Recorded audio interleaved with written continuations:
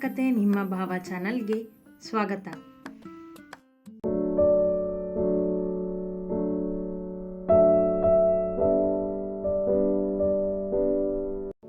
ಅಬ್ಬಾ, ಈ ಬಟ್ಟೆನೆಲ್ಲ ನಾನು ಹೊಂದಿಸಿಡ್ಬೇಕಾ? ಅಜ್ಜಿನೋ ಅಮ್ಮನೋ ಇದ್ದಿದ್ರೆ ಸಹಾಯ ಮಾಡ್ತಿದ್ರು ನನಗೆ ಎಂದುಕೊಳ್ಳುತ್ತಾ ಕೋಣೆಯಲ್ಲಿ ತಾನು ತಂದಿದ್ದ ಬ್ಯಾಗ್ ಹಿಡಿದು ಕುಳಿತಿದ್ದಳು ಪೂರ್ಣ. ಅಮೃತ ಆಗಲೇ ತನ್ನ ಬ್ಯಾಗನ್ನು ಕೋಣೆಗೆ ತೆಗೆದುಕೊಂಡು ಹೋಗಿದ್ದಳು ಬಟ್ಟೆಗಳನ್ನು ಹೊಂದಿಸಿಡಲು. ಭಾರ್ಗವ್ನ ಕೋಣೆಯ ಪಕ್ಕದ ಕೋಣೆಯಲ್ಲಿ ಅವರಿಬ್ಬರ ಬ್ಯಾಗ್ ಇತ್ತು. ಪೂರ್ಣ ಬ್ಯಾಗ್ ತೆಗೆದುಕೊಂಡು ಹೋಗಲೆಂದೇ ಆ ಕೋಣೆಗೆ ಬಂದವಳು ಇನ್ನೂ ಅಲ್ಲೇ ಇದ್ದಳು. ಇನ್ನೇನು ಬ್ಯಾಗ್ ಹಿಡಿದು ಹೊರ ಹೋಗಬೇಕೆನ್ನುವಾಗ ಅವಳಿದ್ದಲ್ಲಿ ಬಂದ ಚಿನ್ನ, ಮೇಡಮ್, ನಿಮ್ಮ ತಂದೆ ತಾಯಿ ಬಂದಿದ್ದಾರೆ ಎಂದ. ಆ ಸುದ್ದಿ ಕೇಳಿಯೇ ಖುಷಿಯಾದವಳು, ಅಪ್ಪ ಬಂದಿದ್ದಾರಾ ಎನ್ನುತ್ತಲೇ ಕೋಣೆಯಿಂದ ಹೊರಬಂದು ಮೆಟ್ಟಿಲಿಳಿದಳು. ಗಿರಿಧರ್ ಮತ್ತು ವರುಣ ಶರಾವತಿಯವರ ಜೊತೆ ಮಾತನಾಡುತ್ತಾ ಕುಳಿತಿದ್ದರು ಹಾಲ್ನಲ್ಲಿ. ಅಪ್ಪ ಎಂದು ಓಡಿದವಳೆ ಗಿರಿಧರ್ ಅವರ ಪಕ್ಕದಲ್ಲಿ ಕುಳಿತು ಅವರ ತೋಳಿಗೆ ತಲೆ ಇಟ್ಟಳು.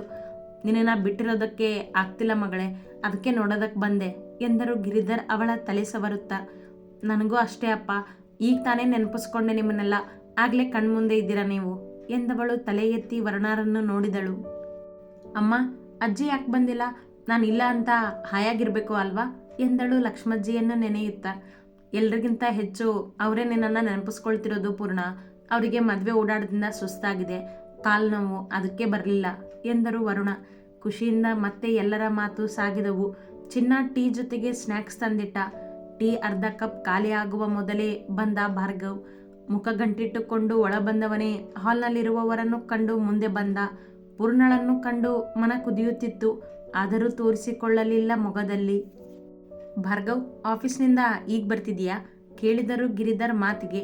ಹೌದು ಮಾವ ಎಂದವ ವರುಣರವರನ್ನು ನೋಡಿ ನಗು ಬೀರಿದನಷ್ಟೆ. ನಾನು ಫ್ರೆಶ್ ಆಗಿ ಬರ್ತೀನಿ ಎಂದು ಮೆಟ್ಟಿಲತ್ತ ನಡೆದವ. ಚಿನ್ನ, ಟೀ ಎನ್ನುತ್ತಾ ಕೋಣೆಗೆ ನಡೆದ. ಕೋಣೆಗೆ ಬಂದು ಅವ ಫ್ರೆಶ್ ಆಗಿ ಬಟ್ಟೆ ಬದಲಿಸಿದರೂ ಟೀ ತೆಗೆದುಕೊಂಡು ಹೋಗಿರಲಿಲ್ಲ ಚಿನ್ನ. ಅವ ಕೆಳಗಿಳಿದು ಬರುವನೆಂದು ಶರಾವತಿ ತಡೆದಿದ್ದರು ಅವನನ್ನು. ಆದರೆ ಮೊದಲೇ ಕೋಪದಲ್ಲಿದ್ದ ಭಾರ್ಗವ್ ಇನ್ನೂ ತಡೆಯದೆ ಚಿನ್ನ ಎಂದು ಕೂಗಿದ ಕೋಣೆಯಿಂದಲೇ. ಕುಳಿತಲ್ಲಿಯೇ ಅವನ ಧ್ವನಿ ಕೇಳಿದ ಶರಾವತಿ, ಪೂರ್ಣ, ಅವನಿಗೆ ಟೀ ತಗೊಂಡು ಹೋಗು, ಹಾಗೆ ಕೆಳಗಡೆ ಬರೋದಕ್ಕೆ ಹೇಳು ಎಂದರು. ಸರಿ ಅತ್ತೆ ಎಂದ ಪೂರ್ಣ ಟೀ ಹಿಡಿದು ಕೋಣೆಗೆ ನಡೆದಳು. ನೈಟ್ ಪ್ಯಾಂಟ್ ತೊಟ್ಟು ಶರ್ಟ್ ತೊಡದೆ ಅಲ್ಲಿಯೇ ಸೋಫಾದಲ್ಲಿ ಕುಳಿತಿದ್ದ ಭಾರ್ಗವ್ ಪೂರ್ಣ ಒಳ ಬರುತ್ತಿದ್ದಂತೆ ಅವಳನ್ನೇ ನೋಡಿದ ಕೋಪದಿಂದ. ಅವಳು ಮುಖ ಊದಿಸಿಕೊಂಡೇ ಬಂದಿದ್ದಳು. ಬೆಳಗ್ಗೆಯಿಂದ ಅವಳನ್ನು ಕಾಡಿದ್ದನಲ್ಲ ಅವ, ಹಾಗಾಗಿ ಅವನ ಮೇಲೆ ಮುನಿಸಿತ್ತವಳಿಗೆ. ಅವನ ಮುಂದೆ ಇದ್ದ ಚಿಕ್ಕ ಟೇಬಲ್ ಮೇಲೆ ಟೀ ಇಟ್ಟವಳು, ಅತ್ತೆ ಕರೀತಿದ್ದಾರೆ, ಕೆಳಗಡೆ ಬರಬೇಕಂತೆ ಎಂದಳು ಕೋಪದಲ್ಲಿ. ಅವಳು ಕೋಪದಿಂದ ಎಂದ ಮಾತು ಅವನಿಗೆ ಇನ್ನೂ ಕೋಪ ತರಿಸಿತು. ಅವಳು ಹೇಳಿ ತಿರುಗುತ್ತಿದ್ದಂತೆ, ಶುಗರ್ಲೆಸ್ ಎಂದು ಕರೆದ ತುಸು ಕೋಪದಿಂದ. ಅವಳು ಕೋಪದಲ್ಲೇ ಇದ್ದಳಲ್ಲ. ತಕ್ಷಣ ಹಿಂದೆ ತಿರುಗಿದವಳು, ನೋಡು, ನೀನು ನನ್ನನ್ನು ಆ ಥರ ಕರಿಬೇಡ. ನನ್ನ ಹೆಸರು ಪೂರ್ಣ. ನೀನು ಹೇಗೆ ನನ್ನಿಂದ ಮರ್ಯಾದೆ ಸಿಗಬೇಕು ಅಂತ ಅನ್ಕೋತೀಯೋ ಹಾಗೆ ನಾನು ಅನ್ಕೋತೀನಿ. ಅವನ ಕೋಪದ ಅರಿವಿಲ್ಲದೆ ನುಡಿದು ಬಿಟ್ಟಳು ಪಟಪಟನೆ. ಮರ್ಯಾದೆ ಕೊಟ್ಟು ಮಾತಾಡೋ ಅಂತ ಹೇಳಿಲ್ವ ನಾನು ಎಂದು ಅಬ್ಬರಿಸಿದ ಭಾರ್ಗವ್ ತಕ್ಷಣ ಎದ್ದು ನಿಂತ ಅವಳ ಮುಂದೆ. ಹೆದರಿದಳು ಪೂರ್ಣ ಅವನ ಕೋಪ ಕಂಡು. ನಾನು ಯಾರಿಗೂ ಮರ್ಯಾದೆ ಕೊಡೋದಿಲ್ವೇ, ನಾನು ಇರೋದೇ ಹೀಗೆ ಎಂದ ಹೊರಟಾಗಿ. ಅಷ್ಟರಲ್ಲಿ ಅಮೃತ, ಅಕ್ಕ ಎಂದು ಕೂಗಿದಳು ಕೆಳಗಿನಿಂದಲೇ. ಅವನ ಕೋಪ ನೋಡಿ ಹೆದರಿ ನಿಂತಿದ್ದ ಪೂರ್ಣ ಅವಳ ಧ್ವನಿ ಕೇಳಿ ಹೊರ ನಡೆದಳು ನಿಲ್ಲದೆ. ಏಕೋ ವಿಚಿತ್ರ ಎನ್ನಿಸಿತವಳಿಗೆ ಅವನ ಕೋಪ, ಅವನ ವರ್ತನೆ. ಏನಾಯ್ತು ಈ ಅಹಂಕಾರಿಗೆ? ಇದಕ್ಕಿದ್ದಾಗೆ ಇಷ್ಟೊಂದು ಕೋಪ ಯಾಕೆ ಇವನಿಗೆ ಎಂದುಕೊಳ್ಳುತ್ತಾ ಕೆಳಗೆ ನಡೆದಳು. ಇತ್ತ ಕೋಪದಲ್ಲೇ ಟೀ ಕುಡಿದು ಮುಗಿಸಿದ ಭಾರ್ಗವ್ ಟೀ ಶರ್ಟ್ ತೊಟ್ಟು ಕೆಳಗಿಳಿದು ಬಂದ.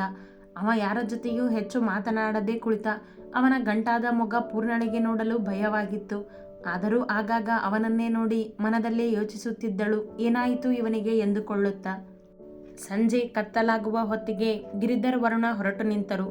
ಪೂರ್ಣಳಿಗೆ ಬೇಸರವಾಗಿದ್ದು ನಿಜವೇ, ಆದರೆ ಏನೂ ಮಾಡುವಂತಿಲ್ಲವಲ್ಲ. ಅವರನ್ನು ಖುಷಿಯಿಂದಲೇ ಕಳುಹಿಸಿಕೊಟ್ಟು ಒಳ ಬಂದಾಗ, ಭಾರ್ಗವ್, ಯಾಕೆ ಒಂಥರ ಇದೆಯಾ, ಹುಷಾರಿಲ್ವಾ ಕೇಳಿದರು ಶರಾವತಿ ಅವನನ್ನು. ಅವನ ಬದಲಾದ ವರ್ತನೆ ಗಮನಿಸುವವರೇ ಅವರು ಬೇಗ. ಹಾಗೇನಿಲ್ಲ ಅಮ್ಮ, ಸ್ವಲ್ಪ ತಲೆನೋವು ಎಂದನಷ್ಟೇ. ಅವರ ಮುಂದೆ ಸತ್ಯ ಯಾವಾಗ ಒಪ್ಪಿಕೊಳ್ಳುವ ಇವ? ಹೌದಾ, ರೆಸ್ಟ್ ಮಾಡು ಎಂದರು. ಹಾಂ ಎಂದವ ಇನ್ನೇನು ಕೋಣೆಗೆ ಹೊರಡುವಾಗ ಆಯುಷ್ ಬಂದ ಆಫೀಸಿನಿಂದ. ಅವನನ್ನು ಕಂಡ ಭಾರ್ಗವ್ ನಿಂತ ಮೆಟ್ಟಿಲು ಹತ್ತದೆ. ಆಯುಷ್, ಯಾಕೋ ಲೇಟ್ ಆಯಿತು ಕೇಳಿದರು ಶರಾವತಿ ಅವನನ್ನು ಕಂಡು. ಹಾಂ ಅಮ್ಮ, ಫ್ರೆಂಡ್ಸ್ ಸಿಕ್ಕಿದ್ರು, ಪಾರ್ಟಿಗೆ ಹೋಗೋಣ ಅಂತ ತುಂಬ ಫೋರ್ಸ್ ಮಾಡಿದರು. ಅವರಿಗೆಲ್ಲ ಬೇಡ ಅಂತ ಒಪ್ಸಿ ಬರೋದು ತಡ ಆಯಿತು ಎಂದ. ಪಾರ್ಟಿಗೆ ಕರೆದ್ರೆ ಹೋಗ್ಬೇಕು ತಾನೆ, ಎಲ್ಲಿಗೂ ಹೋಗಿಲ್ವಲ್ಲ ನೀವು, ನಿಮ್ಮ ಹೆಂಡತಿರನ್ನ ಕರ್ಕೊಂಡು ಹೋಗಿ ಬನ್ನಿ ಎಂದರು. ಆಯುಷ್ ಭಾರ್ಗವನ ಮುಖ ನೋಡಿದ, ಮಾತನಾಡದೆ. ಅವನ ಮುಖದಲ್ಲಿ ಹೋಗೋಣವೇ ಎಂಬ ಪ್ರಶ್ನೆ ಇತ್ತು. ಭಾರ್ಗವ್ ತಲೆನೋವಂದೆ, ಪಾರ್ಟಿ ಕೇಳಿದ್ದರು ಶರಾವತಿ. ಇಟ್ಸ್ ಓಕೆ ಅಮ್ಮ, ನಾನು ಮ್ಯಾನೇಜ್ ಮಾಡ್ತೀನಿ ಎಂದವ ಆಯುಷ್ನನ್ನು ನೋಡುತ್ತಾ. ಆಯು, ಫ್ರೆಂಡ್ಸ್ಗೆಲ್ಲ ಕಾಲ್ ಮಾಡಿ ಹೇಳು ನಾವು ಬರ್ತಿದ್ದೀವಿ ಅಂತ ಎಂದ. ತಾನು ರೇಗಿದ್ದರ ಬೇಸರ ಇತ್ತವನಿಗೆ. ಶರಾವತಿ ಇರುವವರೆಂದು ತೋರಿಸಿಕೊಳ್ಳಲಿಲ್ಲ ಅವ. ಓಕೆ ಅಣ್ಣ, ನಾನು ಫ್ರೆಶ್ ಆಗ್ತೀನಿ ಎಂದ ಆಯುಷ್ ಮೆಟ್ಟಿಲು ಹತ್ತಿ ನಡೆದ. ಸಪ್ಪೆ ಮುಖ ಹೊತ್ತುಕೊಂಡೆ. ಅದು ಭಾರ್ಗವನಿಗೆ ಬೇಸರವೇ. ಪೂರ್ಣ, ಅಮೃತ, ಹೋಗಿ ನೀವಿಬ್ರು ತಯಾರಾಗಿ ಎಂದರು. ಅವರಿಬ್ಬರು ಒಪ್ಪಿ ಕೋಣೆಗೆ ನಡೆದಾಗ, ನೋಡ್ಕೋತೀನಿ ಕಣೆ ನಿನ್ನ ಎಂದ ಭಾರ್ಗವ್ ತನ್ನ ಕೋಣೆಗೆ ನಡೆದ.